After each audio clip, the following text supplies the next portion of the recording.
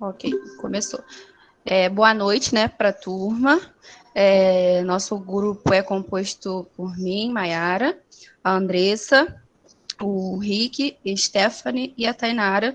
E nós hoje vamos apresentar o trabalho sobre a acetilcolina, neurotransmissor acetilcolina. Pode passar.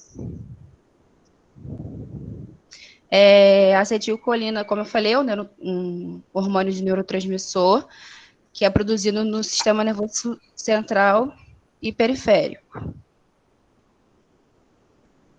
Pode passar. O primeiro neurotransmissor a ser descoberto em 1914. E os neurônios, falando aqui que os neurônios são as células do cérebro que são responsáveis pelas transmissões das mensagens. Pode passar. Então, Aí eu a sou a Stephanie vai falar. Stephanie, vou falar sobre a síntese, que é a produção, né, da acetilcolina. Então, a acetilcolina ela é uma amina produzida no citoplasma das terminações nervosas, né? Ela é obtida a partir da alimentação ou da própria degradação da acetilcolina por uma enzima específica, que é a acetilcolinesterase. Então, ela é trazida para o interior do neurônio a partir do líquido extracelular. Pode passar.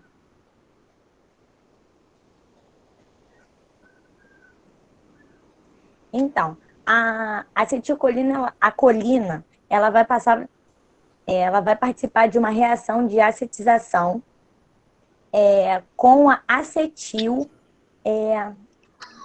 Como é esse prefixo, professor, que eu esqueci? Coenzima A. Coenzima A, isso. Pela ação da enzima da colina acetiltransferase. Essas terminações nervosas onde essa reação acontece, ela é rica em mitocôndria.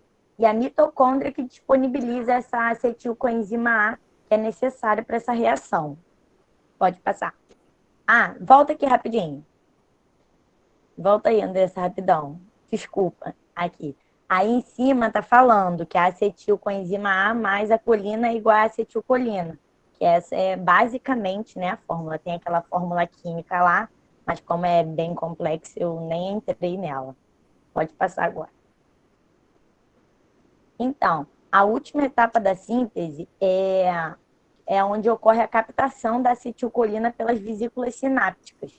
E o transportador, esse transportador, ele conta com um gradiente de prótons para dirigir essa coleta. Então, tem a primeira etapa, que é a obtenção, né, da acetilcolina, aí ela junta a colina com a acetilcoenzima A e forma acetilcolina. E depois ela é captada para fora da célula.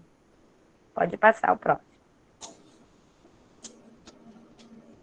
Oi, gente, boa noite. Eu sou Tainara. Eu vou falar sobre o sistema nervoso central com acetilcolina. Na verdade, a acetilcolina no sistema nervoso central. Primeiro, eu vou lembrar um pouquinho o sistema nervoso central. Ele é responsável por captar, processar, gerar resposta no nosso corpo.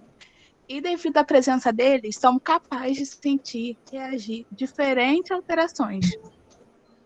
O sistema nervoso central ele é formado pela medula espinhal e pelo encéfalo. A medula espinhal ela tem um formato cilíndrico e é protegida pela coluna vertebral.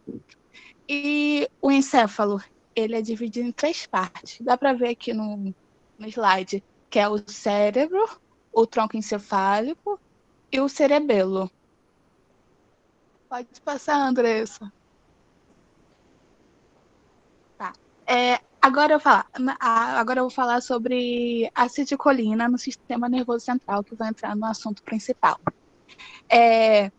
Tanto no sistema nervoso central ou no periférico, a acetilcolina ela facilita o impulso elétrico em um neurônio ou pode inibir também. Tá. Ela, no sistema nervoso central, ela age de uma forma excitatória. Professor, eu vou falar aqui sobre o significado de excitatória, você me corrige se estiver errado, tá? Que Tá legal. É uma membrana pós-sináptica que em um neurônio mais propício ela dispara uma potencial de ação. Caso Vamos alguém lá. não sabe o que significa excitatória. Vamos lá. Aí, Essa reação, no caso do sistema nervoso central, da acetilcolina, né, obviamente, ela vai ser excitatória após passar pela membrana pré-sináptica, entrando na fenda isso, pré-sináptica até a membrana pós-sináptica, correto? É isso? sim, Você quer isso. dizer? Perfeito. Isso Tá, é aí. isso aí. E graças a essas interações entre os neurônios e as células nervosas, ela promove ação, promove a motivação, excitação e atenção. Pode passar, Andressa. E essas atividades sobre que eu falei, que entre os neurônios e as células nervosas, ela acontece no hipocampo e no córtex cerebral. O hipocampo, o hipocampo é uma estrutura do cérebro encaixada no lóbulo temporal, caso alguém não saiba onde fica o hipocampo. Pronto, Andressa. Então, gente, é Stephanie de novo. Vou falar agora um pouco sobre o sistema nervoso periférico, que foi o que a Tainara falou. A acetilcolina ela tem uma participação intensa nos dois. A gente primeiro vai lembrar o que é o sistema nervoso periférico, que ele é formado por nervos e gânglios nervosos. A sua função é ligar o sistema nervoso central com os outros órgãos do corpo e, com isso, realizar o transporte de informações. Pode passar. Então, como eu falei, a presença da acetilcolina ela é fundamental na realização das funções do sistema nervoso periférico, central também. Né? E, assim, essas tarefas, elas são variadas, elas interferem na nossa qualidade de vida, no nosso bem-estar, e tem bastante tarefas. Então, a maioria das tarefas assim, tem como se diz, a contribuição, né, da acetilcolina e de vários outros neurotransmissores e agentes envolvidos nesse processo. Pode passar. Eu vou dar uns exemplos das atividades que o sistema nervoso periférico age através do corpo. Ele transmite sinais entre o nosso cérebro e os músculos cardíacos, né, que é básico. Ele é a ponte entre o cérebro, nervos, músculos e ossos, que moldam os movimentos, cada um dos nossos movimentos. Pode passar. Então, no sistema nervoso cardiovascular, ele quase sempre age como vasodilatador. Ou seja, ele reduz... Stephanie, me desculpa, viu, atrapalhar você.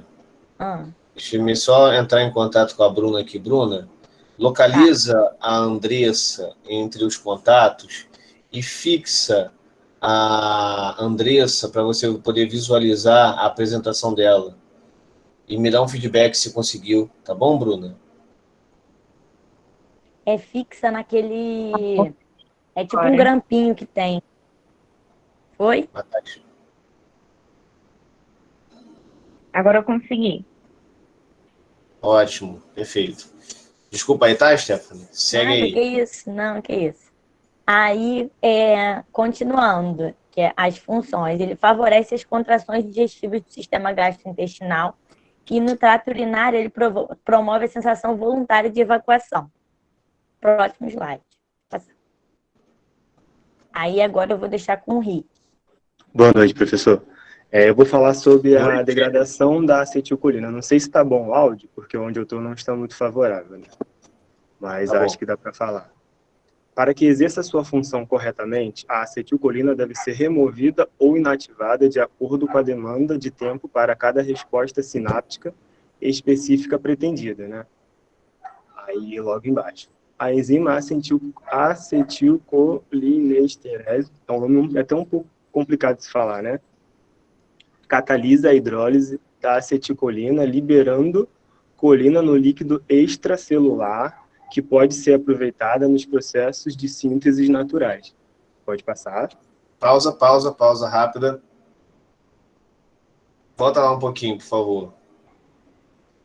É importante ressaltar que essa colina, ela não vai para a fenda pós-sináptica, tá? Ela volta para a célula que iniciou esse estímulo, tá? O que vai passar, no caso aí, é a ação que existe dessa hidrólise. Mas isso aí a gente pode falar um pouco mais à frente. É só para não ficar muito vago. Mas essa colina, ela volta para a célula que emitiu a acetilcolina, tá ok? Tá. Desculpa aí, Ricardo. Nada, tranquilo. É Rick. Pode passar, né?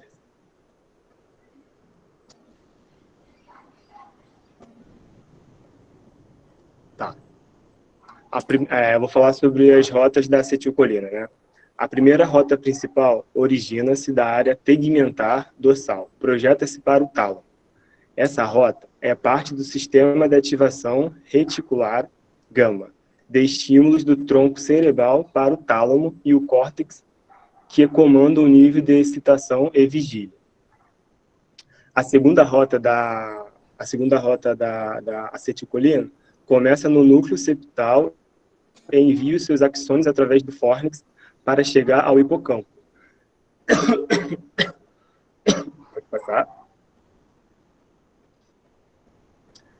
Continuando, né, a ação da acetilcolina. A acetilcolina é um neurotransmissor de caráter excitatório, que pode agir tanto em sinapses neurais quanto em placas motoras, que enviam sinais para os músculos. Tá? Ao agir sobre o neurônio, a acetilcolina abre canais de sódio e potássio da célula, fazendo com que as concentrações desses dois íons, dentro e fora da célula, se estabilizem, despolarizando a membrana.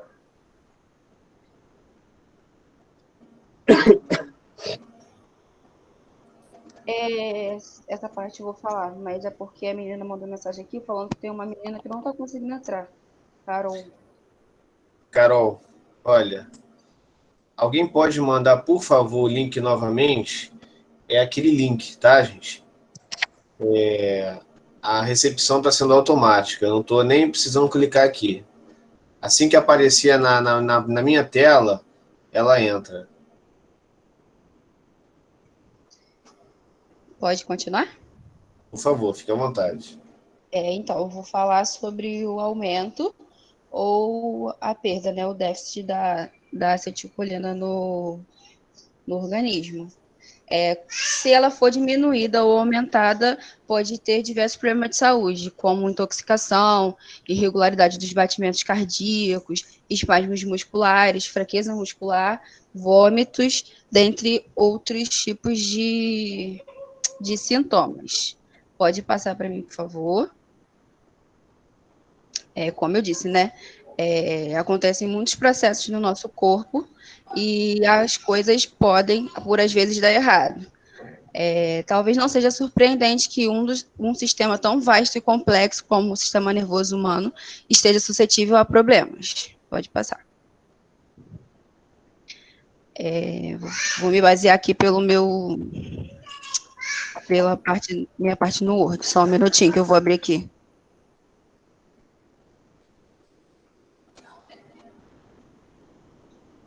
Só um minutinho que eu vou abrir aqui. A acetilcolina, ela é um neurotransmissor muito importante para a memória. Algumas coisas podem dar errado, incluindo neurônios podem não fabricar suficiente um neurotransmissor específico, muito de um neurotransmissor em particular pode ser liberado, muitos neurotransmissores podem ser desativados por enzima, ou neurotransmissores podem ser reabsorvidos muito rapidamente. Pode passar. Eu vou falar um pouco de algumas doenças que eu achei.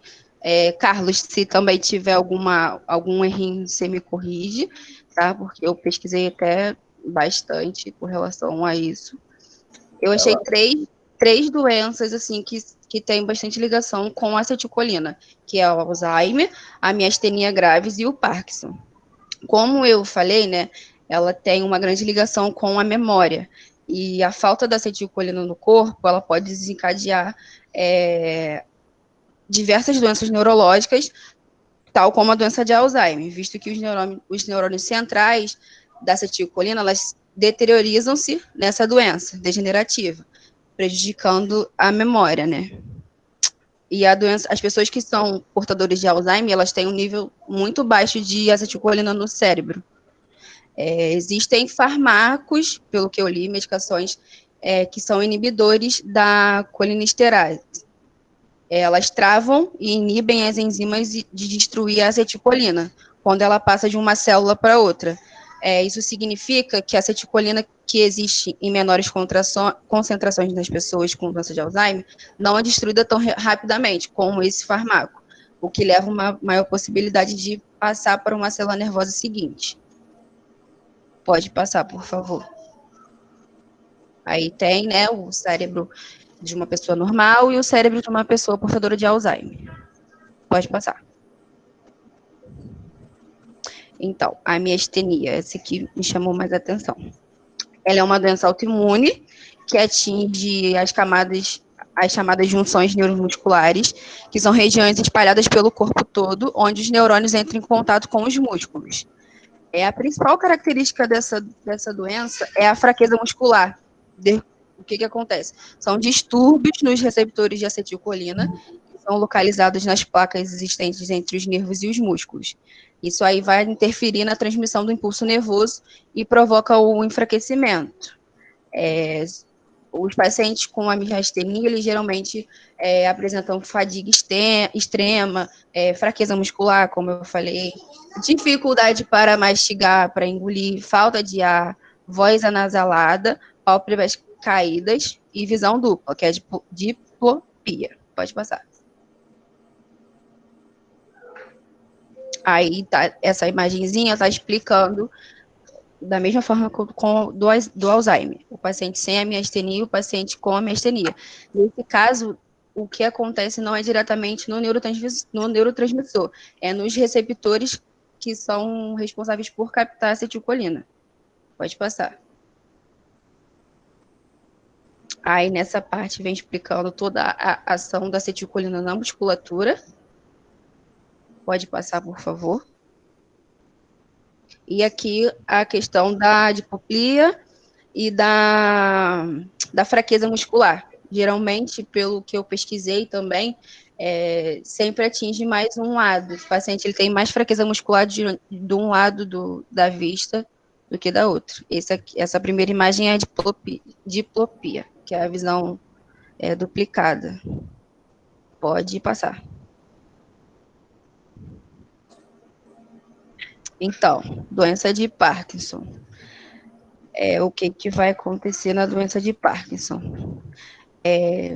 As lesões das células da substância negra vão afetar na coordenação muscular.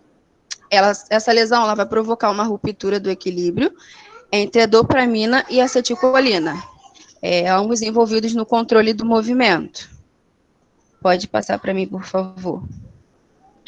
Acho que eu botei outra imagem. Eu vou tentar explicar também essa imagem. Se eu também estiver errada, o senhor me corrige. Deixa eu abaixar aqui. Botei o cabelo, fiz a barba para parecer uma pessoa jovem, que nem vocês me chamam de senhor. Então, os sinais que são provenientes do córtex motor, eles seguem por duas vias, que está aparecendo aí, a via A e a B. Esses sinais eles vão percorrer a via A, que vão produzir a contração muscular, e geralmente esses sinais são modificados pelos sinais transmitidos pela via B, para que de modo não aconteça o famoso sacudido, né, na doença de Parkinson. O que acontece na doença de Parkinson? A falta de dopamina ela vai enfraquecer os sinais que seguem pela via B, provocando o incremento da influência da acetilcolina. No caso, a via B ela vai ser meio que cortada. E aí esse desequilíbrio vai provocar contrações musculares irregulares e bruscas, que aí o paciente não consegue ter o controle do movimento. Essa é a ação que a acetilcolina, no caso a perda, né, a falta dela, de forma desequilibrada entre ela e a dopamina, vai gerar no paciente de Parkinson. E essas foram as doenças que eu consegui, assim, ter mais acesso de achar. e acho que acabou. Pode passar para mim, por favor? Aí tem as bibliografias, os sites, os artigos, que nós tiramos o conteúdo do nosso trabalho e encerramos. Perfeito. Carlos. Depois, se vocês puderem passar essa bibliografia para o grupo, fica super legal. Então passa o trabalho, não tem problema passar o trabalho para o grupo, não. Eu vou enviar lá o trabalho agora.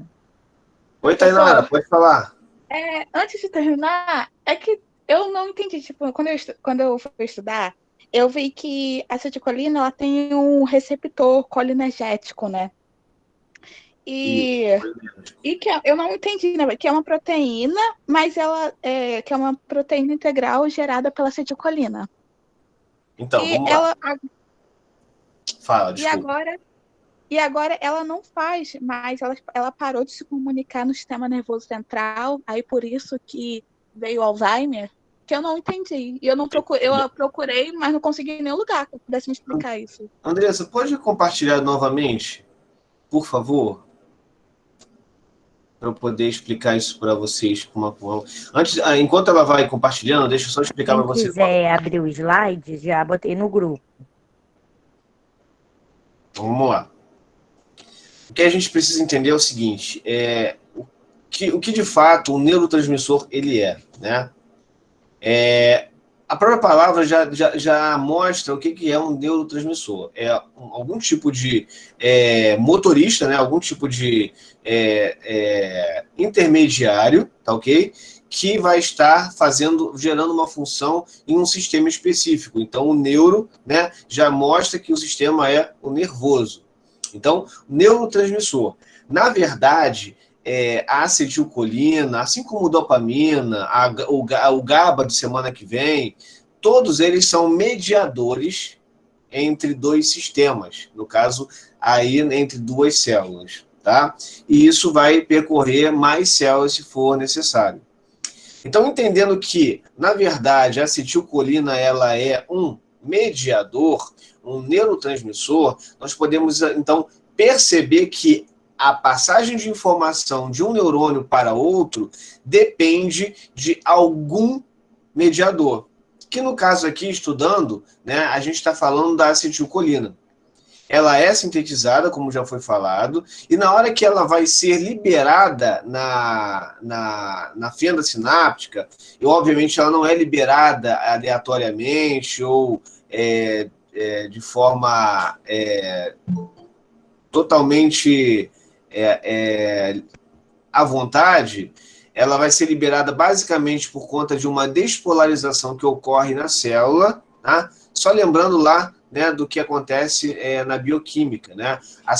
Eu vou falar um pouco melhor sobre isso nas aulas, então vai ficar um pouco mais claro para vocês o que acontece de fato. Mas quando a gente fala de despolarização, a gente fala de mudança de polo, e uma mudança drástica. Isso gera uma energia, e isso muda o gradiente de potencial da célula. Quando acontece isso, a vesícula que guardou essa acetilcolina, no caso, ela se funde até a membrana, né, pré-sináptica e acaba sendo liberada para a fenda sináptica.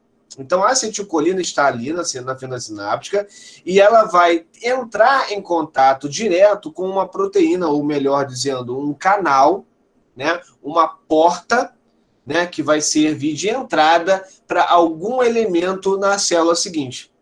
Então, a acetilcolina, ela vai reagir, inclusive já está aí na imagem, passa um pouquinho para mim a imagem, até onde está a acetilcolinesterase, por favor. Vamos lá. Mais uma, eu acho. Mais uma. Aí. Eu acho que é aí. Não. Volta.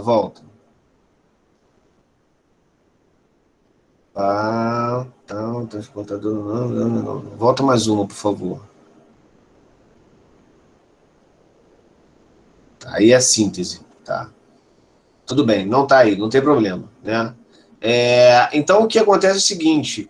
Quando ela entra em contato com esse canal, né? Esse canal é um canal que vai receber a acetilcolina, então nós podemos até chamá-lo de canal colinérgico, tá? Em grande parte, eles podem ser também chamados de canal de sódio, tá?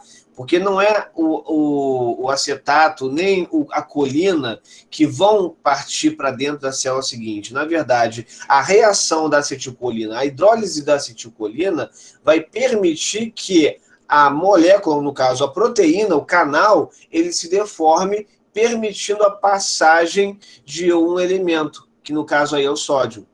E a gente sabe que quando o sódio entra no meio intracelular, ele vai modificar a polarização daquela célula, ou seja, vai despolarizar aquela célula, e isso vai acontecer nas células seguintes. Então, vamos lá. Entendendo que é, de fato, um neurotransmissor, agora vamos tentar entender a relação, e aí eu peço para vocês jogarem lá naquele slide do Parkinson, para a gente poder entender essa relação da acetilcolina com a contração, com o tremor, e, obviamente, também falar um pouco sobre o déficit, né, da dopamina. O que acontece é o seguinte, gente, é preciso a gente entender que no sistema nervoso, a acetilcolina, assim como a dopamina também, são neurotransmissores que vão agir de formas diferentes dependendo do seu sistema. Por exemplo, sistema nervoso central. A acetilcolina vai ter uma reação, uma ação específica para o sistema nervoso central, gerando estímulos que vão captar a possibilidade de buscar a memória, emoções, entre outros. Por isso que no Alzheimer, né, a primeira coisa que acontece, o primeiro sintoma que o paciente vai sofrer é justamente o quê? A perda de memória mais recente, porque depende de uma grande quantidade de acetilcolina.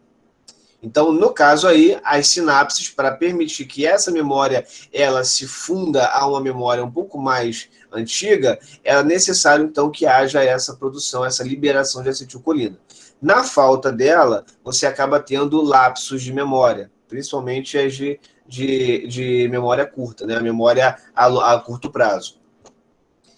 Mas, se tratando do Parkinson, né, o que acontece? A acetilcolina ela vai ter uma função mais a nível de sistema nervoso periférico.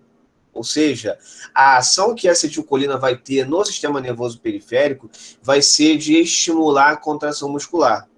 Mas como a substância negra, né, principal região do mesencéfalo, né, aquela região do pedúnculo, próximo do pedúnculo cerebral, ele está numa degradação, essa da substância negra, além de não conseguir produzir a dopamina, que é justamente um neurotransmissor diferenciado, que no sistema nervoso central parte para as áreas frontais do nosso cérebro, que são justamente as áreas de iniciativa. O nosso professor está indo muito rápido. Desculpa. Vamos lá, devagar. Você quer que eu volte aonde? Pode falar que eu volto. Não, pode ir, mas só que devagar, porque eu tô me perdendo. Tá, então vamos lá. No sistema nervoso central, nós temos então essa liberação, né, da antecipação, ou melhor dizendo, da iniciativa de uma pessoa. Bruna, na verdade, o que acontece? Quando eu quero agir, quero fazer alguma coisa, me movimentar, a gente precisa, e mesmo que isso seja em fração de segundos, a gente precisa planejar esse movimento. Inclusive, eu falei sobre isso na aula passada, acho que você viu no que eu falei a respeito das funções do sistema nervoso. Então, há uma necessidade de cognição, aonde eu penso numa ação, planejo essa ação, e então executo essa ação. Toda essa cognição depende de mediadores, né, de neurotransmissores. Então, quando você tem uma vontade ou você pretende fazer algum movimento, é necessário que saia de uma região, de uma área, se projete para uma outra área onde existe armazenamento de informação, e dessa área você tem uma ação de contração muscular. Só que, às vezes, a dopamina, nesse caso, que é justamente o neurotransmissor que no sistema nervoso central gera essa iniciativa de ação, ela vai pouco. Então, esse paciente acaba perdendo a iniciativa. Normalmente, ele vai ter que usar mecanismos de reação e não iniciativa. E o problema também é que, ao não produzir a dopamina, ele também acaba tornando, por consequência, escasso, em déficit, a acetilcolina, que no caso do sistema nervoso periférico, vai servir para a contração muscular. Então, há um descontrole nessa liberação de acetilcolina. Por isso, os tremores. Não existe um controle da musculatura para que você possa fazer os movimentos ou manter-se em repouso, porque a partir do momento em que você não tem mais essa regulação, as coisas não vão acontecer de forma equilibrada. Então, você tem toda esse efeito no sistema como um todo. Entendeu, Bruna? A relação da dopamina, da acetilcolina com os tremores, com a iniciativa? Entendi. Só a diferença das duas que você falou, que eu não consegui pegar muito bem. Que a acetilcolina é um mediador e a dopamina também é a iniciativa da ação. Os dois são mediadores, tá? Só que cada um vai funcionar de uma forma diferente. A dopamina, por exemplo, ela vai desencadear um estímulo no sistema nervoso central de cognição, ok? Então, vamos pensar na dopamina como uma cognição. A acetilcolina também, só que mais por conta de memória, emoção, né? Não uma intenção ou planejamento. Esses neurotransmissores eles vão fazer essa diferença, eles vão se diferenciar nessa ação no sistema nervoso central. Já no sistema nervoso periférico é diferente. A acetilcolina ela está ali basicamente para fazer ações musculares, ok? E a dopamina está ali para melhorar, ou melhor, condicionar o sistema com seus limiares álgicos, por exemplo, seus limiares de excitação, de excitabilidade. Significa dizer que quanto mais dopamina tem aquele paciente ou aquele indivíduo, maior vai ser o limiar, né, de excitabilidade, então não vai ser qualquer coisa que vai gerar algum tipo de estímulo, né? Então, uma pessoa com uma grande quantidade de dopamina é uma pessoa que sente pouca dor, por exemplo, no sistema nervoso periférico. Uma pessoa com baixa concentração de dopamina é uma pessoa que vai passar a sentir dor com estímulos talvez menores. Então, isso no sistema nervoso periférico. O que é necessário para você entender é que existem muitos, não existe apenas a acetilcolina ou a dopamina, existem muitos mediadores, existem muitos neurotransmissores. A noradrenalina, a adrenalina... Oi? A baixa concentração de dopamina é que a pessoa, o paciente, no caso, sente pouca dor, ou é a alta concentração? Ao contrário. Quanto mais alta a concentração de dopamina, menos dor o paciente sente. E quanto menos concentração de dopamina, mais dor o paciente vai sentir, tá? Tanto é que a dopamina, ela é usada para gerar um bem-estar e, obviamente, um conforto ao indivíduo. Legal? Beleza? É claro que existem outros. Serotonina, por exemplo, é um que entra junto com a dopamina. É estimulada até com alguns outros tipos de recursos. Por exemplo, uma alimentação, chocolate, né? Ou uma reação de uma pessoa com outra. Tudo isso pode estimular a liberação ou inibir essa liberação. Pegou, Bruna? Sim, sim. Perfeito. É como se fosse uma endorfina, vamos dizer assim, né? Uma morfina. A endorfina também é um outro neurotransmissor, né? Ele também serve para diminuir o limiar, ou melhor, aumentar o limiar de dor, baixando a dor. Então, foi quem que falou isso? Foi... Thaís. Então, Thaís, é exatamente isso, né? Como se fosse uma morfina. Mas é claro que o nosso organismo já produz essa morfina, tá? Quando a gente utiliza essa morfina, a gente utiliza uma demanda maior. né? Talvez porque a que nós produzimos ainda não é suficiente para baixar a dor do indivíduo e por aí vai, tá? Acetilcolina, a dopamina, a endorfina, a própria morfina, são mediadores que vão atuar diretamente em canais específicos dos nossos neurônios, fazendo as ações, os objetivos necessários para aquela situação, tá? Então, basicamente, né, obviamente que eu não vou falar sobre esses neurotransmissores hoje, até para não complicar a situação, né? Mas é válido vocês entenderem uma coisa importante. Se vocês entenderem, eu vou seguir, tá?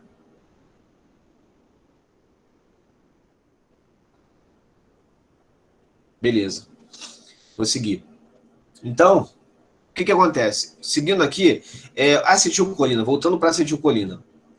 A acetilcolina, na verdade, ela pode estimular, liberar através da própria acetilcolina de forma tanto, como eu posso chamar, ionotrópica, né, como metabotrópica. Qual é a diferença de uma para outra? Normalmente, a ionotrópica é aquela que utiliza canais de íon, a contração muscular, por exemplo, principalmente a de músculo esquelético, tá? As metabotrópicas normalmente são utilizadas para as contrações de músculos lisos, músculos cardíacos, certo? Vocês colocaram isso também? Não, tá, eu falo, não tem problema não. E, obviamente, que dentro dessas ionotrópicas nós temos as nicotínicas, né? Ou seja, o nosso organismo depende de uma concentração de nicotina para conseguir relacionar e realizar determinadas ações, tanto na musculatura, tá? Quanto nas cognições, tá? E as muscarínicas, né, que são oriundas, né? São basicamente provenientes de fungos, né, cogumelos, entre outras situações, que nós também produzimos, serve exatamente para gerar uma contração de sistemas autônomos, por exemplo, sistema nervoso autônomo, né, onde a gente não precisa se preocupar com as ações, que elas são totalmente automáticas. Coração bater, os vasos sanguíneos se dilatarem ou se contraírem, a motilidade gástrica, né, tudo isso depende da ação da acetilcolina, seja ela nicotínica, seja ela muscarínica. Cássio, quer dizer então que o cigarro é bom para isso? Não, presta atenção. Ninguém está falando de cigarro aqui. No cigarro a gente encontra substância como a nicotina, tá? Em grande quantidade, por sinal, que essa quantidade pode se tornar tóxica. E a grande concentração de nicotina entrando no nosso corpo faz com que o nosso corpo pare de produzir pare de gerar mediadores nicotínicos. Então a pessoa acaba ficando dependente do cigarro com muito mais facilidade. Tá aí uma explicação para a dependência tão rápida do cigarro. Ok, galera? Gente, eu acho que o trabalho foi bem realizado. Eu fiz apenas eu só participei, né, um pouquinho mais. Mas eu acho que é bem isso, né? Vocês querem fazer algum acréscimo? Tanto o grupo quanto a turma querem acrescentar alguma coisa antes de eu dar início à aula propriamente dita? Não, professor, só fiquei com um pouquinho de susto. Você falou, o trabalho foi bem realizado, mas eu falei, ai meu Deus, mais o quê? Achei que você falar, não, mas eu não gostei. Mas não, professor, obrigado. Bateu o desespero aqui agora. A gente faz até um agora, se for preciso. Obrigada, professor. Espero que o senhor tenha gostado mesmo, a gente se esforçou. E teve algumas faltas de algumas coisinhas aqui, outras ali, mas... Uma semana, né? Também fica corrido, né? A gente tem um monte de coisa. Mas a gente fez o melhor que a gente pôde, tá? Muito obrigada. Não, tranquilo. A tendência é vocês se aprofundarem nisso, tá? Não esquecerem essa matéria, não esquecerem esse tema. Assim como a turma, né? A turma não pode esquecer.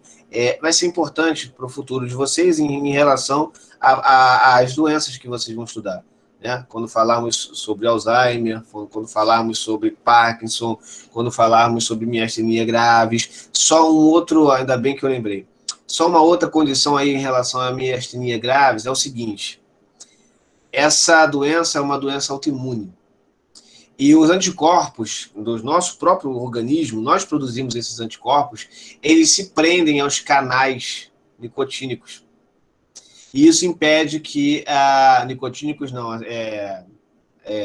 colinérgicos. E isso impede que a acetilcolina consiga fazer a sua ação de mediação de uma célula para outra. Por isso que na miastenia graves você acaba tendo essa fraqueza muscular, essas dificuldades de mobilidade, porque não vai a concentração correta de acetilcolina de uma célula, né, para a sua fenda, assim, realizando a entrada de canais, a entrada de sódio nos canais específicos, tá? Então, o próprio corpo sabota os neurônios e isso acaba comprometendo a saúde do indivíduo, ok? Sim. Então, seguindo aqui para a aula, certo? Vamos agora, eu vou fazer o seguinte, eu vou apresentar, vou botar aqui em tela de apresentação. Viviane, tá aí? Tá presente, Viviane?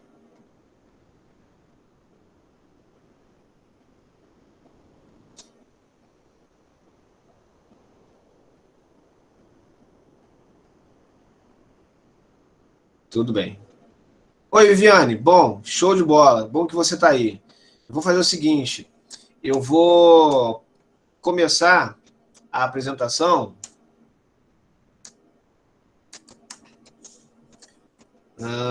da parte que ficou meio confusa. Então, Viviane, se você puder abrir o microfone para a gente poder conversar, seria bom. Mas se você não tiver microfone, conversa comigo pelo chat mesmo, não tem problema não.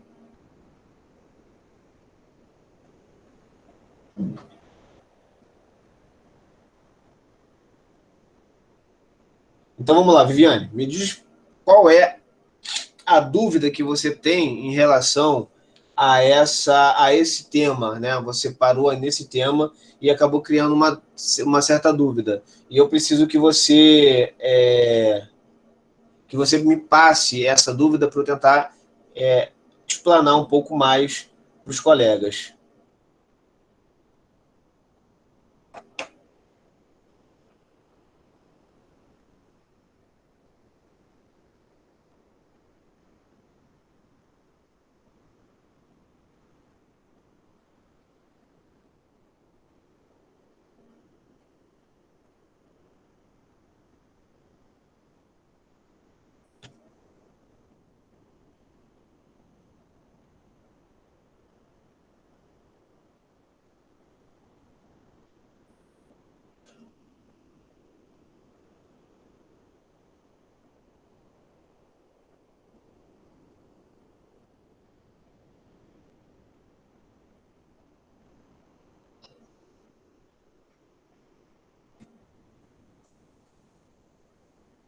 Tá ótimo. Então vamos lá, gente. Dando uma recapitulada naquilo que nós falamos na semana passada a respeito de como que a meningocele, né, ou a meningomielocele, elas aparecem, né? A diferença das duas, né? O que é uma e o que é a outra, né? Meningocele, né? Se a gente for discutir e basicamente falar sobre a meningocele propriamente dita, a gente vai ter que levar em consideração as palavras que formam essa pequena palavra, ou melhor, essa grande palavra, que é justamente meningo, tá? De meninge, ok? Então, nós temos aqui a meninge fora do sistema nervoso central, aparentando aqui, né, na parte externa do corpo humano. Então, essa meninge, ela fica protrusa em relação ao seu local anatômico, que seria no canal vertebral. Então, a meninge, ela forma uma célula, ou melhor, forma uma cápsula grande, como vocês podem ver. Então, por isso, o nome é meningocele. Meningo de meninge, cele de cápsula, célula, cerca, ok? E agora, por que meningomielocele? Meningo, a mesma situação da meningocele, no caso meningo aqui, é a meninge, ok? Aquela capa que protege o sistema nervoso central, a coluna, né? No caso, a medula espinhal, do resto do corpo, e obviamente mantendo uma pressão adequada. E mielo, oi? Você pode repetir, por favor, a primeira? Vamos lá, meningo. Meningocele. Meningo de meninge. Nós sabemos que a meninge é uma capa que envolve todo o sistema nervoso central, certo? Tanto o cérebro quanto a medula. Então, nós temos aí várias capas, né? A começar pela mais rígida de fora, a dura mater, a aracnoide e a pia mater, a mais íntima do sistema nervoso, né? Sendo ela envolvendo tanto a medula de forma íntima, como também o encéfalo de forma íntima. Então, a meninge é a capa protetora da medula e do cérebro, do encéfalo, tá? E cele vem de cápsula. É quando você tem um encapsulamento de alguma coisa. Que no caso da meningocele, é o encapsulamento da própria meninge. Ela é a formação da cápsula. Então, ela sai da região que ela estaria, né, bem aqui, onde está essa caneta laser. Professor, minha internet está cortando muito. Você pode repetir de novo a parte da cápsula? Que a meninge, ela forma uma cápsula na região externa do corpo. Pegou? Então, a meningocele quando a meninge forma uma cápsula externa fora do corpo. Isso aí. Okay. E a meningomielocele é quando a mielo, no caso aí, mielo vem de miolo, que vem de medula, tá ok? Também passa para fora do canal vertebral. Tá? Então, a diferença deles é a presença de medula dentro dessa cápsula, ok? Bem, como que isso pode acontecer? Lembrando aqui, lá na embriologia, nós sabemos que o tubo neural ele precisa se fechar, mas às vezes, por algum problema, pode ser algum problema metabólico, pode ser algum problema de drogas, ou até mesmo por algum problema de estresse, esse tubo neural ele acaba não fechando completamente, deixando um furo, um buraco, tanto na região de baixo, né, rostral, caudal, quanto na região de cima, rostral. Se for caudal, é aquilo que nós vamos encontrar, a meningocele e a meningomielocele. Se for rostral, a gente vai encontrar um extravasamento no encéfalo, que vai causar uma hidrocefalia, um aumento de pressão na caixa craniana, que de uma criança ainda está em formação, então a pressão empurra a caixa para fora, aumentando significativamente o tamanho desse crânio. Ok? Professor, mielocele então seria o quê? Mielocele, não, é meningomielocele, tá?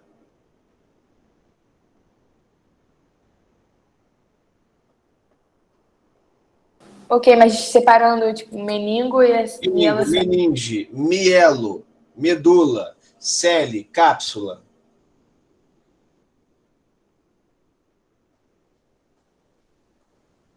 Foi? Foi sim, obrigada. Show. Então, assim, acabei esclarecendo, já matei 2 coelhos com uma cajadada só. Que bom, Alessi, que bom. Viviane, tudo bem? Tranquilo? Posso continuar?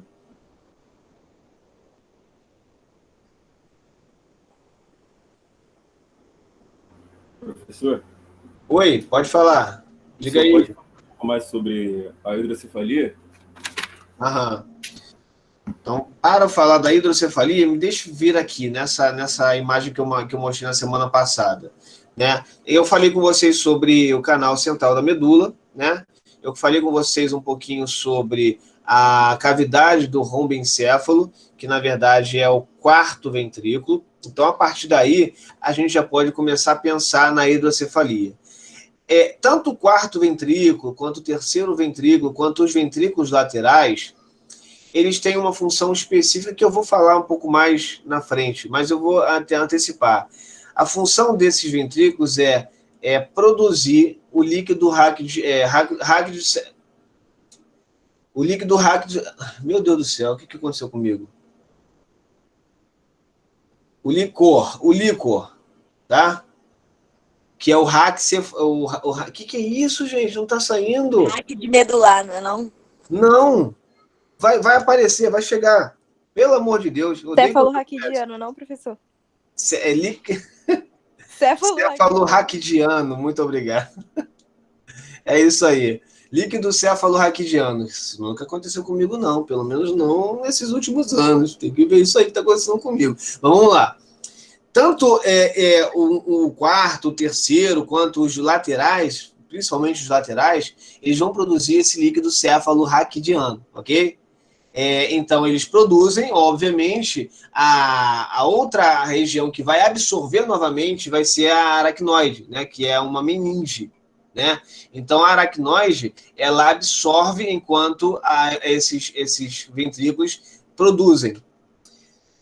Só que no caso de uma alteração na hidrocefalia, esses ventrículos eles podem produzir mais do que o normal, enquanto o aracnoide vai absorver apenas aquilo que foi programado para absorver. Então, a entrada passa a ser maior do que a saída, né? A entrada passa a ser maior do que a drenagem. Então, isso aumenta o tamanho, né? A pressão, né? O líquido, né? E, obviamente, sofrendo essa pressão, o crânio, que ainda tem partes moles, para poder desenvolver o crescimento normal do cérebro, acaba crescendo mais do que o normal pela grande quantidade de líquido cefalo-raquidiano que vai apresentar naquele encéfalo, naquele crânio. Por isso, hidro, de água, né? Cefalia, ou seja, uma patologia cefálica por conta de água. No caso aí, uma hipertensão e uma pressão intracraniana elevada, causando, assim, uma macrocefalia, ok? Yuri, foi? Foi sim, professor, obrigado. Show. Mas fica tranquilo que quando eu mostrar para vocês as imagens, vocês vão ter um pouquinho mais de entendimento, vai acender um pouco mais na mente de vocês, tá legal? Posso continuar, galera? Fechou. A idade, Thaís? Te pego lá fora, hein? Vamos lá. Falei sobre isso, isso, e falei também sobre isso. E aí a gente ia começar aqui, né? Basicamente, falando um pouquinho e rapidamente sobre os critérios anatômicos, né, do sistema nervoso periférico. O que seria esses critérios anatômicos? Primeiro partir, né, do sistema nervoso central, e aí nós temos o encéfalo, tronco encefálico, no caso, participando do encéfalo, e a medula. São do sistema nervoso central. O que sair da medula, né, o que emergir da medula, nós vamos chamar de nervos, né, raízes, né? E essas raízes, elas vão sair anteriormente, certo? Aqui, e posteriormente. Então, quando elas saem, elas vão formar essas raízes e elas vão se ligar formando um nervo. Então, a partir dessas raízes, nós já podemos considerar sistema nervoso periférico. E aí nós vamos ter os nervos espinhais formados pelas raízes aqui anterior e posterior, certo? Assim como também no crânio, saindo da região craniana do encéfalo, nós vamos ter os nervos cranianos ou pares cranianos, aqueles famosos nervos, né? Olfatório, óptico, entre outros. Além disso, nós vamos ter os gânglios, que podem ser sensitivos, né? Esses gânglios sensitivos saem das suas raízes, mas se eles forem gânglios do sistema nervoso autônomo, eles também podem ser motor, tá? Na condição visceral, né? Isso é o sistema nervoso periférico. Partindo daí, nós saímos, então, as raízes, os nervos espinhais. Dos nervos espinhais, temos alguns plexos e até outros nervos passando direto. E esses plexos vão formar futuramente nervos mais diferenciados, né? Como nós já devemos ouvir aí algumas vezes o nome nervo ciático, nervo radial, nervo mediano, nervo ulnar, nervo femoral, nervo frênico, entre outros nervos que vocês pegaram lá na neuroanatomia. Caso não tenham pego, não tem problema, a gente faz uma batida aqui com vocês, tá legal? Mas, basicamente, critério anatômico do sistema nervoso periférico parte dos gânglios, né, espinhais, os nervos espinhais e cranianos e também os gânglios motores viscerais, tá? Então, vamos lá. Com relação ao critério funcional, gente, como que é isso? O que é esse critério funcional? A gente sabe que os nervos eles vão ter funções mistas, ou seja, eles podem ter mais de uma função. E quando falamos de mais de uma função, nós estamos relacionando o que vai, ou seja, aquilo que é motor, né? Aquilo que gera contração muscular, e aquilo que vem, aquilo que gera sentido, que gera sensação, ou seja, os nervos sensitivos. Então, nós podemos ter aí... Por favor, professor? Fala, Yuri, eu não ouvi direito. Pode repetir mais devagar, por favor, professor? Ah, desculpa. Então, vamos lá. Com relação ao critério funcional, nós temos os nervos, né? E esses nervos, eles vão ser divididos em 3 tipos, né? O nervo sensitivo, ou seja, quando pensamos em sensações, quando sentimos alguma coisa ou percebemos algum estímulo. Lembrando que estímulo é tudo aquilo que é gerado para dentro do nosso corpo. Por exemplo, a nossa vista, os nossos olhos, recebem informação visual, ou seja, recebem um estímulo visual, que vão ser gerados, vão estimular a retina, que vão receber essa informação, são fotossensíveis, né, as células da retina, e elas vão passar essas informações adiante para o sistema nervoso central. Então, a questão sensitiva vem de estímulos externos, né, ou estímulos periféricos, para a região central. Tá legal? E nós temos também os nervos motores, ou seja, aqueles que vão ser responsáveis pelas contrações musculares. Então, nós pensamos em um movimento, planejamos esse movimento e mandamos uma informação do sistema nervoso central para o sistema nervoso periférico, para as musculaturas. Então, nós temos aí os nervos, tanto eles são responsáveis quanto os motores. Perdão? Bruna? Eles são responsáveis pelo quê? Os motores?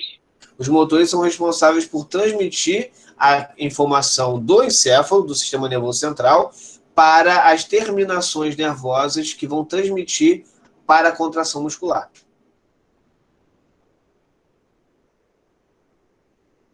Ok? E, obviamente, nós temos os mistos, onde vão ter nervos que vão receber e outros nervos dentro desses nervos, ou melhor, outras fibras dentro desses nervos que vão transmitir. Então, vamos lá. Vamos devagar agora. Qual é a diferença? Como que nós podemos chamar um estímulo que entra no sistema nervoso central e como que nós podemos chamar um estímulo que sai do sistema nervoso central? Né? Existem 2 vias, né? Quando eu falo de vias, né, a gente leva em consideração o quê? Um caminho, né? A gente leva em consideração uma rua, um duto. Então, basicamente, se pensássemos numa estrada de mão única, pensaríamos que os carros só podem seguir uma direção, né? Nós temos as estradas de mão dupla, né? E tanto você vai ter a mão como você vai ter a contramão. Numa fibra nervosa, nós não temos essa via de mão dupla, né? Numa fibra nervosa, nós vamos ter apenas uma via de mão única. E se precisarmos usar a via para retorno, vamos ter que usar outra fibra. Então, nós vamos chamar isso de via, tá? Então, nós temos aí a via de entrada, ou seja, os estímulos estão chegando de fora para dentro do nosso corpo, né? Das extremidades para o nosso encéfalo, ou nós podemos usar a via de saída, ou seja, as informações estão saindo do nosso cérebro, né, o nosso pensamento, e atingindo órgãos efetores, né, músculos, por exemplo. Por enquanto, foi?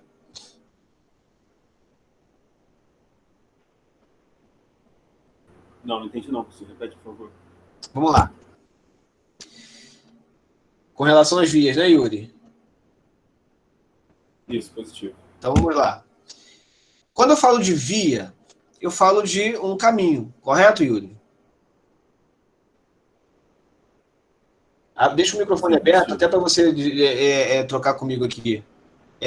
Então, quando eu falo de via, obviamente eu falo de um caminho. Então, no sistema nervoso central, nós vamos ter vários caminhos, né? No caso, várias fibras nervosas, com 2 sentidos, né? Cada fibra um sentido diferente. É como se eu tivesse um caminho que eu só pudesse ir numa direção. Então, cada fibra nervosa, cada neurônio, né, cada feixe nervoso, ele vai ter apenas uma direção, um sentido. Ou é para um ponto, ou é para o outro ponto oposto. E aí esses pontos são, o ponto oposto pode ser o centro, né, do nosso comando, ou pode ser as extremidades do nosso comando. Tá? Então, se a informação sai do centro para as extremidades, ela tem essa via. Se as informações saem das nossas extremidades para o centro, elas vão precisar de uma outra via. Né? E aí, quando eu falo de via de entrada e via de saída, basicamente o que eu falo é isso. Né? Quando é via de entrada, tem que entrar através dos nossos receptores, por exemplo, os receptores táteis, passar pelo nervo, por uma via, por um caminho, até alcançar o nosso encéfalo. Então, nós dizemos que essa via é uma via de entrada. Ok? E a via de saída é quando Entendi. O caminho vai percorrer, a ser percorrido vai ser do centro até, por exemplo, uma musculatura, né? Musculaturas do antebraço, musculaturas da mão, musculaturas do braço, musculaturas, qualquer musculatura. Sai do cérebro e vai para fora do cérebro. Uma via de saída. Certo? Foi, Yuri? Foi sim. Então agora eu vou dificultar mais ainda, Yuri. Toda vez que nós falarmos que a via é uma via de entrada, nós vamos dar um nome específico para essa via, tá? E não apenas via de entrada. Vai ter um nome muito comum na discussão aí durante a faculdade, que vocês vão receber como via aferente. Então, toda via de entrada vai ser uma via aferente. Tá legal? Eu vou explicar o que é essa... Eu vou explicar a etimologia da palavra aferente, tá? Assim como toda via de saída vai ser chamada de via eferente. Tudo bem? Carlos. Oi. Você também vai explicar a parte que se cruzam e que não se cruzam? Isso aí você está falando da degustação, né? Do quiasma, né? Você acha que 75 a 90 se cruzam e 10% não se cruzam? Ah, sim. Existem alguns neurônios que vão ter a possibilidade de, ao mesmo tempo, receber e enviar, mas não pelos seus prolongamentos. O que você está falando, Tainara, na verdade, não é necessariamente dentro dessa definição que eu estou jogando aqui, desse critério, tá? O que eu estou falando aqui é basicamente um caminho que passa direto. As informações que se cruzam, normalmente elas são muito mais ganglionares ou centrais, ou nucleares, tá legal? Mas, a princípio, eu só estou falando daquilo que é periférico e central. Tudo bem, Tainara? Entendi, tá bom. Obrigada. Então, vamos lá. Como eu tinha falado, toda via de entrada nós vamos chamar de via aferente.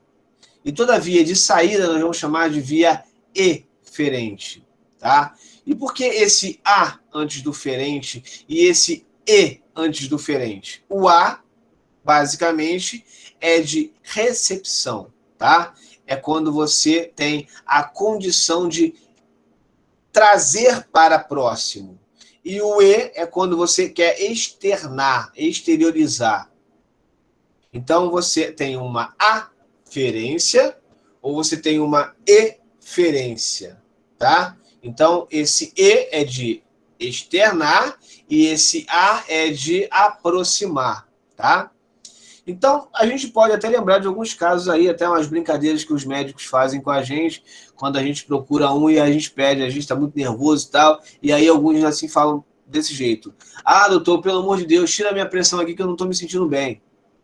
Aí o médico vem com aquela gracinha e fala assim, pô, se eu tirar a sua pressão, você vai ficar pior, vai se sentir mais mal, né? Eu não posso tirar a sua pressão.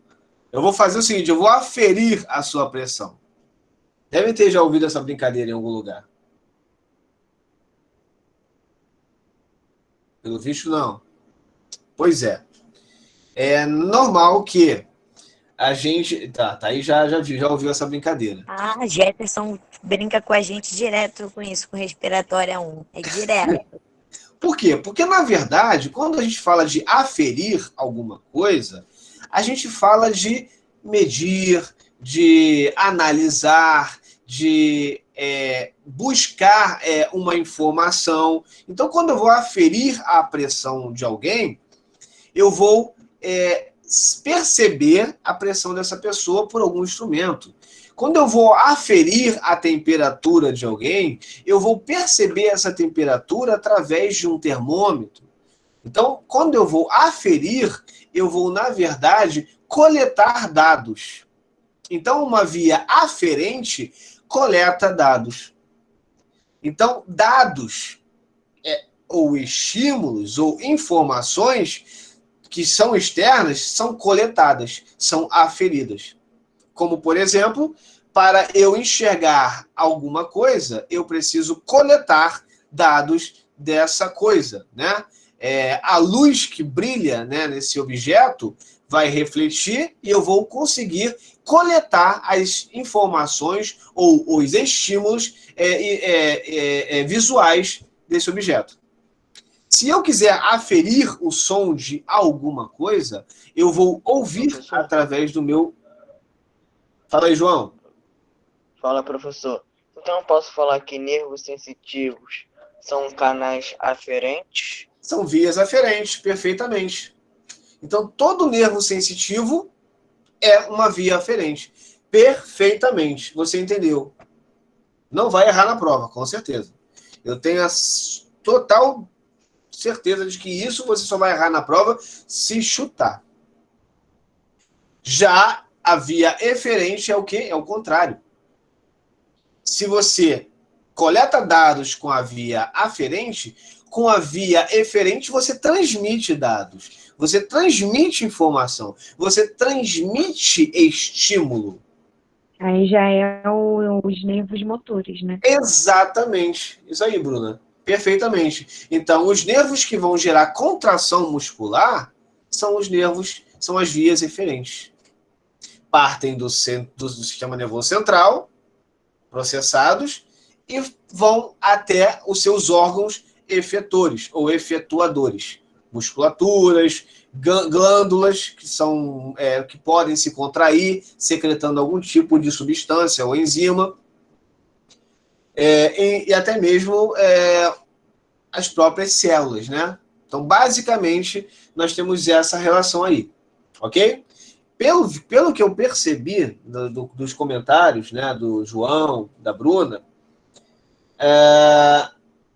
foi bem claro, né, a explicação que eu passei. Isso é bom. Perfeito. Então, se eu cobrar na prova, eu vou ficar com a minha consciência mais tranquila, porque além de estar gravado, né, vocês entenderam. Isso é bom. Show de bola.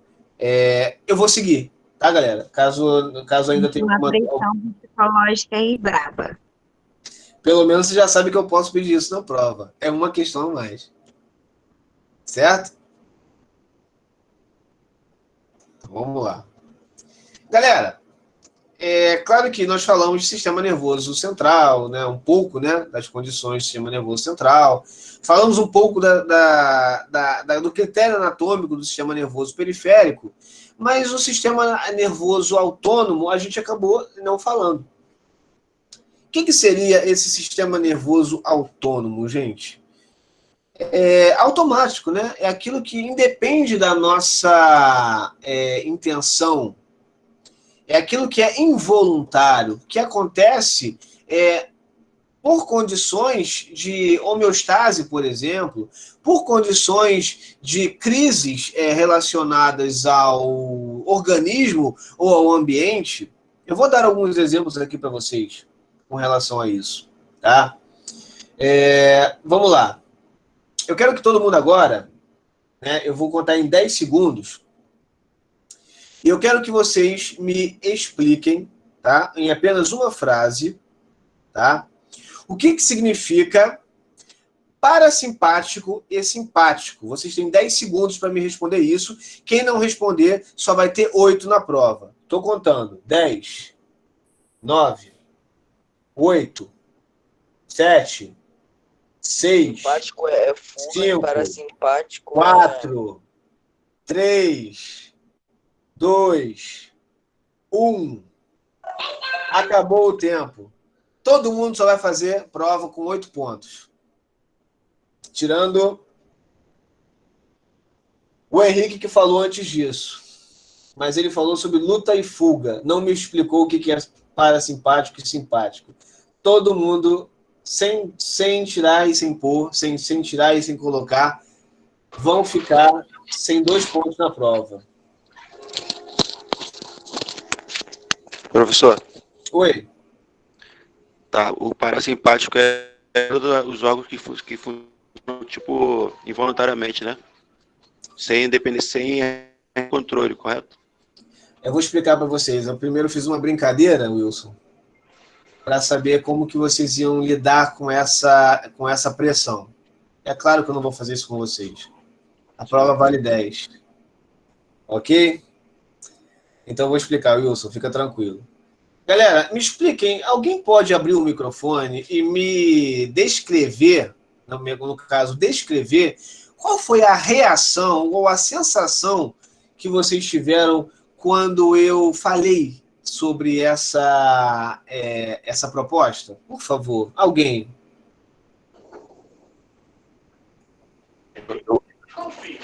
Mais calor. Mais calor. Nervoso. Coração bateu mais Muito forte, medo. não foi isso?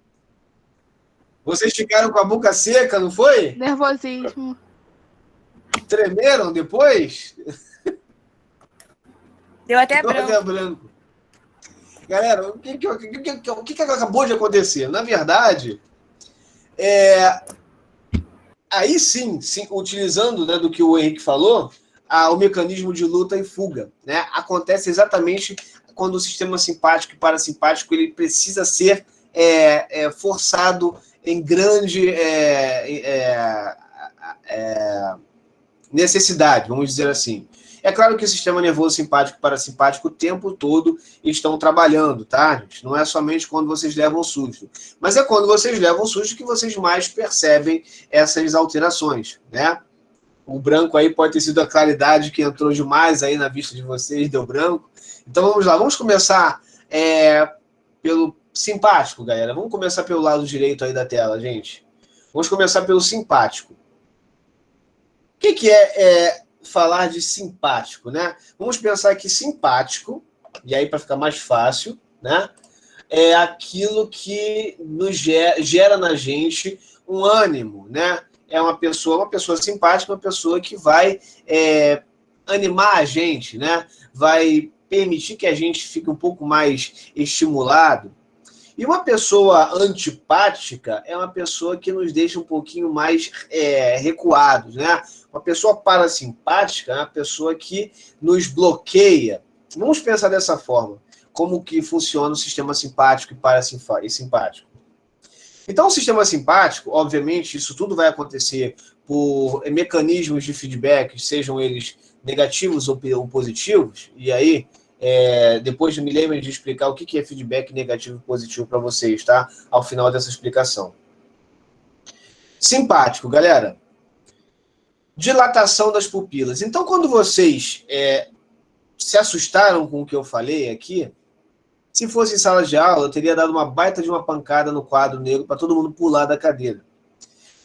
Mas quando eu falo de dilatação de pupila justamente no sistema simpático, é quando a gente entra no mecanismo de luta ou fuga, como foi falado aqui, e a gente depende dos nossos sentidos mais aguçados para conseguir realizar, de repente, uma luta, né, ou uma fuga.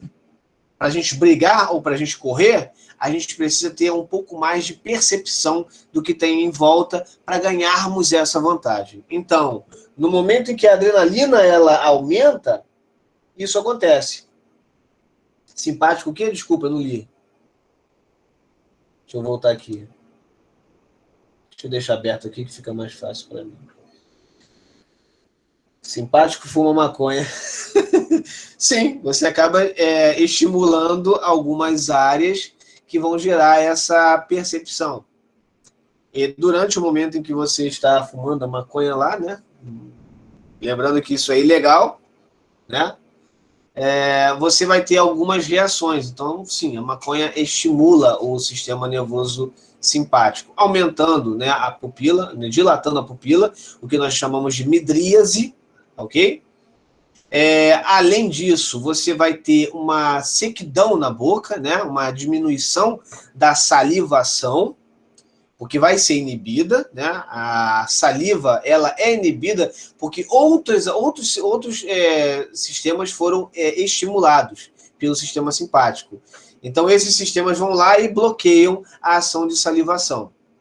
Outra coisa que acontece os brônquios, né? Eles ficam mais dilatados, né? Permitindo mais velocidade e mais fluxo de ar para dentro dos pulmões.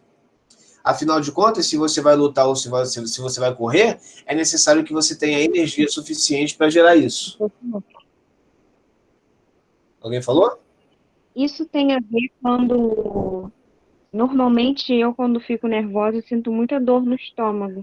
Isso tem a ver com o sistema simpático? A dor no estômago, ela pode ser, tá ok? Por conta de um problema posterior, tá?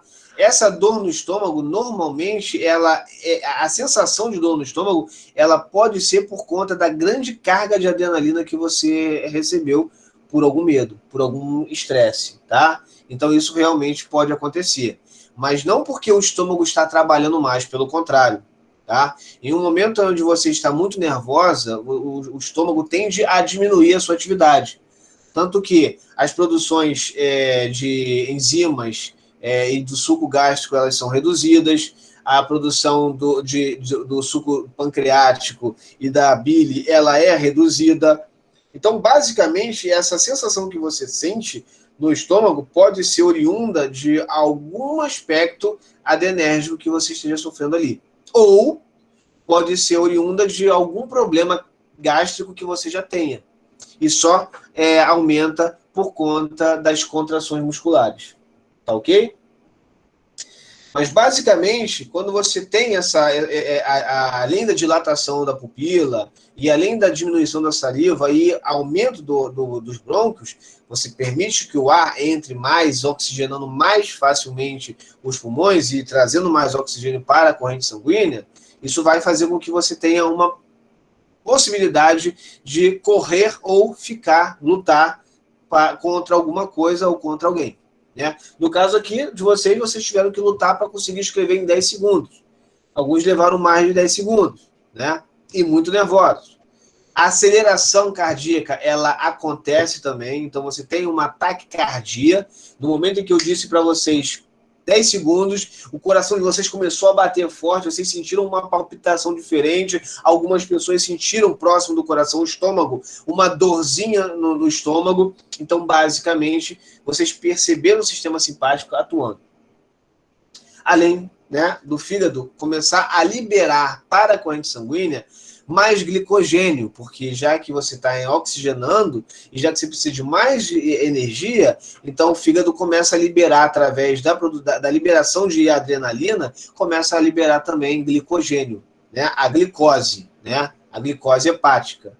E aí você tem mais energia para gerar as ações que normalmente vocês teriam um pouco mais de dificuldade sem essa adrenalina, né? Eu já ouvi casos, né? Já vi casos de pessoas que usaram de força tal para determinadas funções que só conseguiram por conta da adrenalina, né? Eu tenho um exemplo em casa, minha mãe, ela, quando jovem, ela saiu do carro, numa ladeira, e o carro começou a descer. A minha mãe, desesperada, começou a correr a ladeira e pegou a primeira coisa que viu na frente para bloquear as rodas do carro. Ela pegou uma pedra do tamanho de uma criança de, sei lá, 3 anos de idade, e uma pedra imensa. E depois, 2 homens tentaram tirar a pedra de baixo do carro e não conseguiram tirar. Ou seja, a adrenalina permite que a gente tenha algumas ações.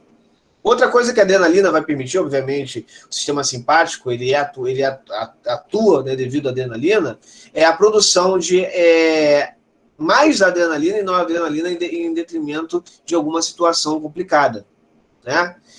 Além disso, você tem a bexiga mais relaxada, ou seja, se a pessoa não tem um momento de luta ou de fuga e ela se paralisa, com medo, ela pode, sem querer, se urinar. Porque o sistema nervoso simpático libera o esfíncter, né, involuntário, e isso faz com que a urina possa sair com mais facilidade. Além de também promover a ejaculação, tá? O orgasmo, né, de forma geral, não somente no homem, mas também na mulher. Então, após um período de grande momento de intenso, né, você pode gerar, então, um orgasmo na pessoa. Agora, obviamente que, para que o organismo ele entre numa homeostase, é necessário que isso volte e se equilibre. É quando o sistema nervoso parasimpático começa a atuar, permitindo que haja de volta a miose, onde a pupila ela fica pequenininha, né? Há uma diminuição da pupila, a saliva começa a ser produzida, né? Então, no momento de medo, de raiva, ninguém está com fome. Agora, quando passa esse período e o sistema nervoso simpático, parasimpático, no caso o sistema parasimpático, começa a agir, é que a gente começa a sentir fome. Começa a perceber o estômago trabalhando, produzindo mais ácido clorídrico, produzindo mais enzimas digestivas, produzindo mais suco pancreático, produzindo a bile. Então, isso começa a causar uma determinada dor. Então, eu não sei quem foi que falou, não sei se foi Leci ou Bruna, a dor no estômago normalmente é mais comum após a crise simpática. Tem alguém aí? Quem foi que falou sobre o estômago?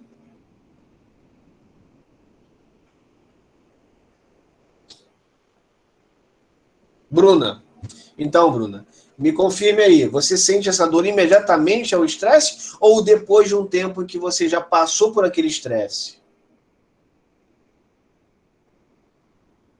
Depois de um tempo, depois de um tempinho que eu começo a sentir. Exatamente, porque é quando o sistema parasimpático começa a atuar para equilibrar as coisas. Produção salivar, produção de suco gástrico, produção de suco pancreático, produção da bile e aí por diante, tá ok? Por isso que o estômago já, né, nessa condição, acaba sofrendo um pouquinho por causa desse estresse, né? Depois que você volta, a produção ela pode ser um pouco maior do que o normal. O batimento cardíaco também diminui, porque nós sabemos que a adrenalina e a noradrenalina, elas são hormônios, neurohormônios, neurotransmissores, que permitem, né, que o coração bata mais rápido, assim como a frequência cardíaca também.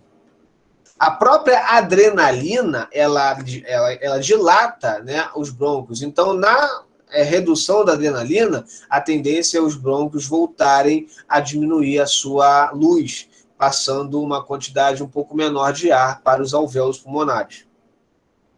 Além disso, também nós temos a bexiga, né, que volta a se contrair. Então, quando você está num momento relaxado, a sua bexiga ela tende a segurar a urina. E também, nesse momento parasimpático, é quando você começa a ficar excitado, né, ou excitada. acontecem as ereções, né? Acontece o estímulo, né, dessa condição que vai tornar possível uma nova carga de adrenalina, permitindo lá no futuro um orgasmo, ok? Então, só para vocês, só para dar um exemplo aqui com relação à bexiga, porque talvez de todas as informações, a bexiga que tenha ficado um pouco mais complicada, né? Imagine que você esteja dormindo e você está com muita vontade de fazer xixi, porém você está dormindo.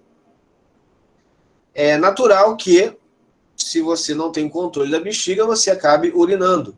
Mas graças ao sistema parasimpático, que durante o sono é mais atuante, você acaba segurando essa bexiga. Claro, salvo se você estiver sonhando que está acordando, que está indo andando para o banheiro, e aí você vai, e se for homem, fica de pé, de frente para o vaso, se for mulher, senta no vaso, e começa a fazer xixi sonhando. É bem possível que você acorde molhado. Porque você achou que estava acordado e acabou fazendo um xixi. Isso pode acontecer. Não é incomum acontecer, tá? Pode acontecer. Ninguém precisa se manifestar.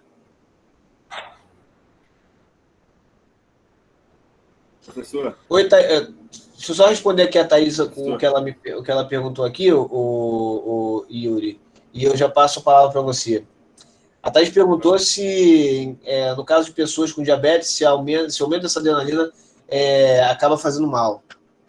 Olha, o diabético, qualquer coisa, né? Qualquer situação diferente, qualquer coisa que saia da sua homeostase, pode fazer mal, tá? Então, sim, o aumento da adrenalina ela pode causar problemas, uma vez que a glicose, o glicogênio não vai ser tão facilmente absorvido, você pode ter alguns problemas, né? A pessoa pode apresentar algumas alterações, tipo uma hipotensão arterial, né? Ou enjoos, coisas parecidas, né? Mas isso, de forma geral, também pode acontecer. Tá bom, Thaís? Ah, quem riu aí é porque já aconteceu isso, hein? Não vou nem dizer quem riu aqui. No YouTube não vai aparecer, não vou falar o nome de ninguém. Yuri, fala aí.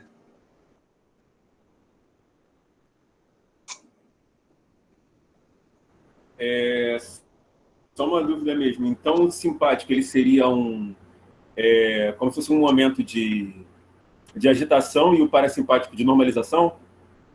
De forma grosseira, sim. Mais ou menos isso? Sim. A gente pode considerar sim, né? Claro que, tá?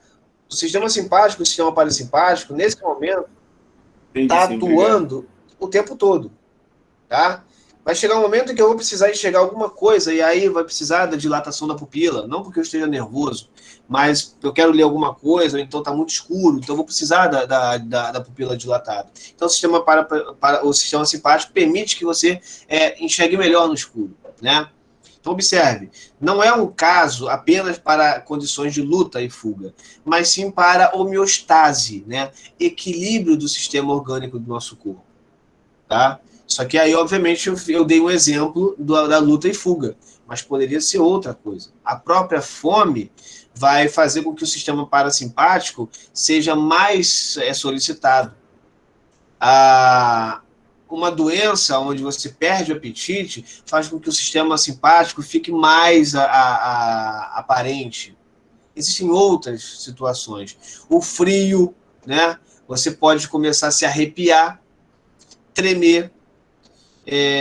O calor vai fazer com que você tenha uma dilatação dos vasos sanguíneos. Então, o sistema simpático e parasimpático vai ficar o tempo todo equilibrando, permitindo que haja uma manutenção funcional do nosso corpo. Beleza, galera? Entendi. Eu só tinha conhecido ele dessa forma mesmo. Beleza. Obrigado. Mas o sistema nervoso simpático e parasimpático o tempo todo está trabalhando. Se eu agora prender o ar e ficar uns 30 segundos sem respirar, é natural que meu coração comece a bater. Meu organismo, o meu cérebro percebeu a grande quantidade de gás carbônico que tem no nosso sangue e ele vai estimular as suprarrenais a liberar adrenalina para aumentar o batimento do coração e dilatar o brônquio. e eu nem me assustei com nada, eu só prendi o ar. Ou por outra, se eu começar a fazer uma hiperventilação aqui e começar a ficar tonto, o que vai acontecer? O coração vai começar a bater mais devagar. Vai gerar uma bradicardia para não estressar o organismo com uma saturação, ou melhor, uma hipersaturação de oxigênio. Então, observe, o sistema simpático, parasimpático, vai funcionar dependendo das necessidades do nosso organismo de forma geral. Beleza, Yuri? Entendido sim, professor. Obrigado por assistir. Show de bola, então. Seguindo, então, para o próximo slide. E aí eu queria dar uma explicação rápida para vocês em relação ao que é, né, uma reação mediante uma crise ou mediante um estímulo nocivo, tá? O coração, nós já explicamos como funciona a situação da contração do coração, né? Isso pode ser por níveis, né, adrenérgicos e até mesmo por níveis vagais, né? Nervo craniano. Já as raízes, né, sensitivas e motoras, elas podem participar do que nós chamamos de reações, ou melhor, reflexos. E aí nós temos um reflexo muito conhecido, chamado de arco reflexo. O que seria esse arco reflexo, galera? Vamos pegar aqui um exemplo. Seria muito mais fácil se eu tivesse um joelho, porque normalmente quando a gente brinca de médico, né, lá com os nossos 10 anos de idade, com a nossa prima mais velha, ou a nossa prima da mesma idade, que a gente quer que ela seja nossa paciente, porque ela é muito bonita e tal, a gente tenta brincar de médico para fazer aquela brincadeira de marteladinha no joelho, e essa marteladinha no joelho faz o joelho se contrair sozinho. O paciente não precisa reagir contra aquela ação da martelada. O próprio joelho, a própria musculatura se contrai mediante um arco reflexo, um ato imediato que nem chega a subir ao encéfalo. Fica ali mesmo na região medular, naquele nível medular, né? Isso é importante para manutenção de contração muscular, tá? Então, quando a gente vai testar, por exemplo, um reflexo tendíneo ou tendinoso em um paciente, a gente quer saber se existe uma ação daquele nível medular. Então, eu posso pegar, por exemplo, aqui, nessa imagem, o tendão do bíceps, tá? Onde está aqui a inserção no rádio, e posso dar uma martelada aqui no tendão, que nós vamos perceber uma rápida contração do bíceps. Isso acontece porque no tendão existe um receptor que vai mandar uma informação lá para a medula que houve deformação no tendão muito abrupta. E isso, para evitar qualquer lesão na musculatura, faz com que a informação passe para o neurônio motor, voltando diretamente, formando um arco. Olha só o arco que forma aqui. Voltando imediatamente para um outro neurônio, que vai ser pela via eferente, atingindo aqui as musculaturas e agindo com uma contração imediata. Então, isso aqui nós chamamos de arco reflexo. Um outro tipo de reação, tá? Uma reação por retirada, e aí essa reação, além de usar o arco reflexo também, vai utilizar a parte do encéfalo, permite que ao toque de um agente nocivo, e aqui nós temos uma ilustração de um ferro de passar-roupa, quente, óbvio, ao tocar esse objeto, a pessoa, antes de sentir a dor ou sentir o que aconteceu, ela vai retirar a mão do local. Ou seja, vai contrair a musculatura principal da região e vai fazer contrações de retirada por todas as musculaturas do membro superior, no exemplo. Então, se eu colocar a mão numa chapa quente, eu não vou ficar dizendo que está muito quente, que está doendo demais e que está queimando a minha mão. Ao passo que eu coloco a mão em um objeto quente, imediatamente eu tiro a mão, por uma reação de retirada. Isso é importante para que a gente possa preservar a integridade do nosso tecido, seja da mão, seja de qualquer outra região. Vocês já devem ter tocado em alguma coisa quente e com certeza você já deve ter reagido de forma imediata. Seja tirando a mão do local, seja largando uma panela ou um tabuleiro que acabou de sair do forno, seja largando o que for, né? Isso já aconteceu. Então, basicamente, quando falamos de componentes somatosensoriais e somatosviscerais, nós estamos falando dessas reações imediatas, sem que a gente precise pensar e planejar em uma ação. É algo imediato, é algo visceral. Tá ok, galera? Então, vamos seguir um pouco mais. Bruna e Yuri. Falou Bruna primeiro. Vamos lá, Bruna. Então, isso que o senhor acabou de dizer é arco reflexo, então. Exatamente. Um arco reflexo. Vai depender de uma recepção, de uma aferência, tá? Que vai levar essa informação para a medula, onde é o sistema nervoso central. E daqui mesmo, ele nem vai levar lá para cima. Ele vai mandar de volta por uma via eferente para gerar contração. Por isso, é rápido. Não precisa passar por outros processadores. Certo? Pegou, Bruna? Sim, sim. Yuri. Professor? Deixa só o Yuri falar rapidamente, Thaís. Arco reflexo é a mesma. Beleza. Desculpa, não ouvi. Arco reflexo que memória celular? Não. O arco reflexo basicamente é um estímulo primitivo que se preserva no nosso corpo por proteção, tá?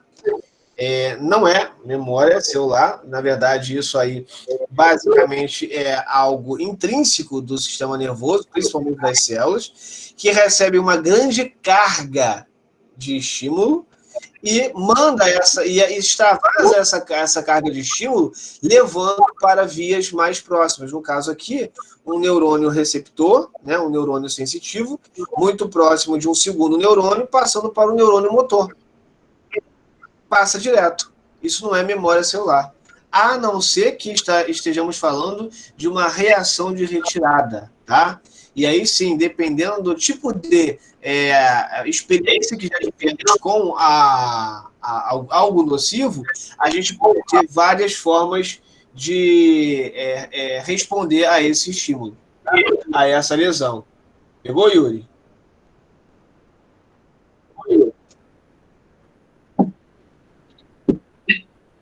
Peguei sim, aí pode se relacionar, né? Isso. Mas não ser a mesma coisa. Isso, exatamente. Exatamente. Entendi, obrigado. Fala aí, Thaís. Professor, me tira uma dúvida. Essas reações imediatas são as mesmas que acontecem no cadáver, por exemplo? Não. Na verdade, não. A não ser que esse cadáver ele tenha acabado de morrer. Mas não, tá? Essas reações que você está falando do cadáver normalmente acontecem porque ainda existe uma concentração de sódio nas regiões extracelulares ou uma debilidade de cloreto que faz com que aquela célula ainda responda de forma excitatória. Somente isso. Entendi, então. Obrigada. Fechou, então. Seguindo. Opa, acabou. Que pena, gente, acabou. Foi rápido. Então, antes de eu finalizar a gravação, eu só quero saber de vocês se existe alguma dúvida no que foi falado até o presente momento. 10. 9. Queria que você explicasse um pouquinho na parte do autônomo e involuntário, que eu me perdi um pouco. Você falou que o autônomo ele é automático, né? Beleza. Então vamos lá. O que é involuntário? O que significa involuntário? Algo que está fora da nossa intenção. Algo que está fora da nossa vontade. Tá? O coração bate independente da nossa vontade. Dormindo, nós respiramos independente da nossa vontade. Comendo, nós engolimos e os movimentos peristálticos acontecem, a produção de enzimas são liberadas, independente da nossa vontade. Isso é ser involuntário. Quando falamos de uma ação voluntária, nós falamos de contrações musculares do tecido músculo-esquelético. Músculos que estão ali para fazer ações que nós queremos fazer. Levantar um braço, contrair uma musculatura, fazer uma atividade na musculação e por aí vai. Então, voluntário... Barulho estranho. Voluntário é aquilo que nós fazemos com a nossa intenção. E involuntário é aquilo que nós não temos intenção, nós não temos o controle sobre aquilo. O controle passa a ser do sistema nervoso autônomo. O controle passa a ser vegetativo, passa a ser visceral. Pegou, Bruna? Sim. Foi tudo? Beleza. Automático. Agora eu queria também tirar a dúvida no parasimpático. Ele gera um bloqueio e ele é um processo normal de equilíbrio. Já o simpático gera uma dilatação de pupilas. Então, no caso, ele é uma coisa autônoma. Vamos lá. Os dois são autônomos, tá? Os dois geram... Tá, os dois eles são autônomos. Eles fazem parte do sistema nervoso autônomo, tá? Então, no sistema nervoso autônomo, nós temos um momento onde ele precisa ser... Como nós não temos controle, o sistema nervoso ele gera esse controle dependendo das condições do nosso corpo, do ambiente, da situação, né? Então, dependendo das condições adversas, o sistema nervoso autônomo ele pode usar de um sistema simpático ou de um sistema parasimpático. Vai depender do que está acontecendo ali. Se eu posso relaxar, estou recebendo um cafuné na minha cabeça, ou se estou levando um tapa na cara. O sistema nervoso autônomo vai atuar de forma diferente, dependendo das duas formas. Bem, então, daí eu preciso que vocês entendam uma coisa. Sistema nervoso autônomo simpático não significa que você vai ter um estímulo direto, ok? Significa que algo vai ser estimulado para que alguma coisa aconteça, seja uma estimulação, né, seguinte, ou uma inibição. Como assim, cara? Que confusão. Vamos lá. Vamos entender o que é feedback positivo para começar, tá?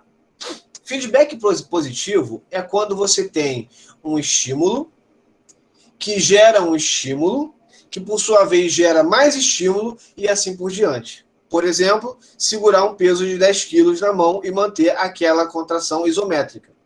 Ali nós temos um feedback positivo, porque o estímulo de contração muscular está sendo o tempo todo aferida. Ou seja, o tempo todo eferida, né? Então, você tem ali um estímulo em cima de estímulo.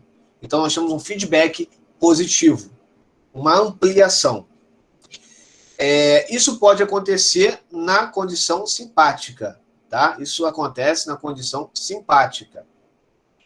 Já na condição parasimpática, às vezes, um estímulo pode ser suficiente para gerar um feedback negativo. Por exemplo, Yuri, fala aí. Você pode repetir, por favor? Eu só escutei o senhor falando que precisava que a gente entendesse uma coisa e caiu o som aqui. Tá. Então, vamos lá. Feedback positivo é quando você tem uma afirmação daquele estímulo. Ou seja, ele vai se repetindo, você vai reforçando aquele estímulo. Feedback negativo é quando você recebe um estímulo e, em condições daquele estímulo, o seu organismo percebe que é hora de inverter. Ou seja, você começa a neutralizar aquelas informações. É o que acontece, por exemplo, com a salivação. Como que o sistema simpático, sendo estimulador, vai inibir a salivação? Não faz sentido. Mas, se a gente souber que a salivação ela é estimulada por um agente ou um núcleo específico, a gente precisa, então, inibir esse núcleo, ou melhor, inibir esse núcleo para que esse núcleo não gere salivação. Então, você tem aí, no caso da salivação, um feedback negativo, aonde você estimula uma área para ser inibida. E, obviamente, você tem aí a mesma condição para os brônquios, aonde você estimula uma área para que as musculaturas elas fiquem inibidas e possam relaxar. Então, essa é a questão aí do sistema nervoso simpático, a dilatação da pupila, a salivação ou a inibição dessa salivação, entre outros aspectos. Pegou, Bruna? Peguei. Então, o simpático, ele gera ânimo e o parasimpático gera um bloqueio. Vulgarmente chamando, grosseiramente falando, é assim, é exatamente isso. Ou seja, vamos melhorar. Vamos melhorar. Yuri? Pegou? O feedback positivo, ele estimula uma área e o negativo, ele inibe, é isso? Não. Feedback positivo, ele reafirma, ele reforça o primeiro estímulo, né? Se você teve estímulo, você vai continuar estimulando. O feedback negativo vai ser o contrário. Quando você alcança um determinado limiar, ele é bloqueado e passa a inverter, ou seja, ele é inibido através de um estímulo. Exemplo claro para isso, para vocês entenderem. E aí eu vou voltar na oxigenação. Quando nós estamos falando de respiração, nós estamos falando da troca respiratória, no caso da troca gasosa, entra oxigênio e sai dióxido de carbono. Mas se por algum motivo eu fizer uma atividade mais intensa, é natural que as minhas células musculares consumam mais oxigênio, fazendo com que fique mais claro, mais evidente, mais concentrado o dióxido de carbono no sangue. Então, nós temos um receptor no sistema circulatório, né, um quimioreceptor, que vai detectar esse excesso de gás carbônico. Então, imediatamente, ao detectar esse excesso de gás carbônico, ele começa a estimular a contração cardíaca através do sistema nervoso simpático, tá? E essa contração cardíaca, ela fica acelerada. Há um processo de feedback positivo ali, porém, a partir do momento em que você tem uma oxigenação mais alta, ou seja, uma baixa do dióxido de carbono, o sistema nervoso percebe isso e inverte o feedback, tornando esse feedback negativo. Uma hora que ele estimulava, agora ele vai passar a inibir. Então, em detrimento das condições metabólicas, ele, antes acelerado, ele vai desacelerar.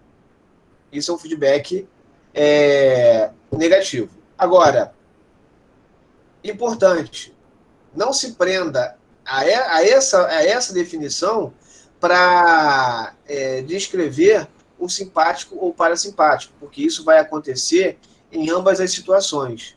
Vai depender muito do equilíbrio, né, no caso da homeostase do organismo. Beleza, Yuri? Entendi. Então é um processo para poder Exatamente. botar em equilíbrio. Nada mais, nada menos do que isso. Se faltar, ele dá positivo? Continua positivo até que aquilo não seja mais necessário. Então, agora vamos parar. Feedback negativo.